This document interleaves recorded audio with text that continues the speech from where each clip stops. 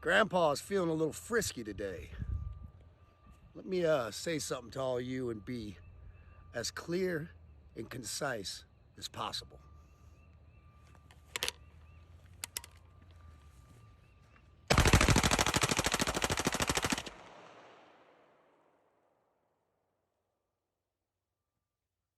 Bud Light and Anheuser-Busch.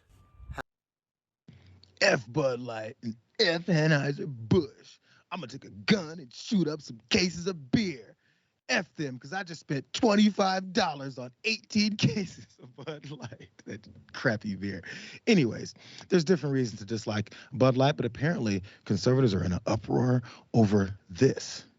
Watch. This month, I celebrated my day 365 of womanhood, and Bud Light sent me possibly the best gift ever, a can with my face on it. Check out my Instagram story to see how you can enjoy March Madness with Bud Light. Something doesn't compute there. I'm sorry, it's just a little bit odd. It wasn't an April Fool's joke, though. It is Bud Light's new influencer campaign featuring transgender activist Dylan Mulvaney. I don't think she probably ever tasted Bud Light before this, John. I think it's a paycheck, in my opinion. But you see it right there. Folks, you can go out and get one today. It is on sale. The promotion comes around the same time as the White House also promoted their Trans Day of Visibility last week. Wrong, Newsmax. You can't go get that can. That can was specifically sent to Dylan Mulvaney there so that she could be one of these brand ambassadors, because those types of things happen, especially when they're looking to sell. You know, quick lesson. When companies want to make more money, they try to expand the base of folks that buy their product. If more people buy it, then it's more money, and then they fulfill their whole purpose, which is to make more money. But still, it's actually about being woke, is what conservatives want you to believe. Here's what's going on, because as this was going down, Anheuser-Busch had to then try and defend themselves and try and point out, here's some elementary lessons for you. This is what they said. Anheuser-Busch works with hundreds of influencers across our brands as one of many ways to authentically connect with audiences across various demographics and passion points. In other words, we're looking to make some money. From time to time, we produce commemorative cans for fans and for brand influencers like Dylan Mulvaney. This commemorative can was a gift to celebrate a personal milestone and is not for sale to the general public. That's what the spokesperson told Fox News. Also, the statement came after many people mocked Bud Light over this partnership. Conservative commentator John Cardillo wrote, "Who the hell at Bud Light thought it was a good idea to make a grown man who dresses like little girls their new spokesperson?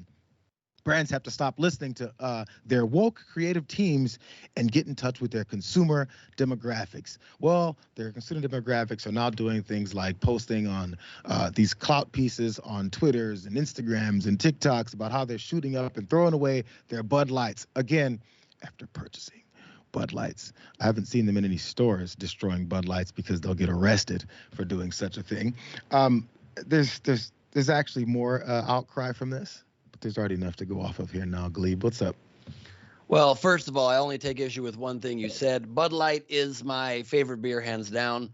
I think a lot of people hate on it. I think it's got a crisp, delicious taste. I like light American beers, and Bud Light is the only one that doesn't have high fructose corn syrup in it. So I've been a fan for a long time. That said, it also doesn't have any beer in it, Glebe, but it's still good. Continue. I mean, that's a great point. I might have. I don't know. I get a little buzz going off it, to be honest with you. I get a Buzz Light. But the point is, they, as you said, do this with hundreds of influencers. They've not made Dylan Mulvaney the spokesperson for Bud Light or the face of Bud Light. That can is not distributed anywhere. And so it's a perfect example of how the right uses any chance they can to divide our country and create outrage, fake outrage, for no reason. You have to understand the very large difference between making somebody your sole spokesperson or sending free Bud Lights and some influencer money to hundreds of people who can expose your brand to other people. That people that are protesting this, like the idiotic Kid Rock, is literally saying we don't think transgender people should even be one of hundreds of people who get to enjoy and support and promote our beer. That is such a discriminatory, insane thing. Obviously, it would be discriminatory to even be against a trans person being the sole spokesperson. But to have an issue with it being one of hundreds is just, and then pretend in the media as though it's the sole spokesperson, it proves just how much they want to divide people with fake BS. The sole purpose is to attack other folks, which is why I'm glad you said that. Because one, Nick Adams, which nobody's going to convince me this guy is not a parody account and he's just living a deep state of this parody account. It's who he is. It's become this character he's like the Joker. He dressed up for a minute and now it has enveloped him and it makes him money. Ironically, Bud Light is trying to make more money and these folks are going after her also by posting things like this. This is a solemn day in alpha male history. I am here in Dallas outside the Anheuser-Busch facility, and I cannot believe the betrayal that we are currently witnessing.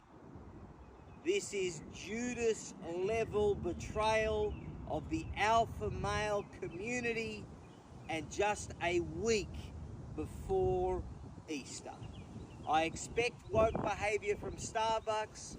I expect woke behaviour from Mars, but never ever in a million years would I have thought that a company that has marketed American flags on their cans of beer, masculine horses, all of that kind of stuff, that they would betray us in such an incredible way. He's joking, you guys. He's 100. He's joking. He stands in front of the Budweiser plant and talks about how this masculine company, they're supposed to go for men only, has decided to have this one brand ambassador and influencer there attached to their name. And by the way, this is my favorite part because I was just curious, Ben.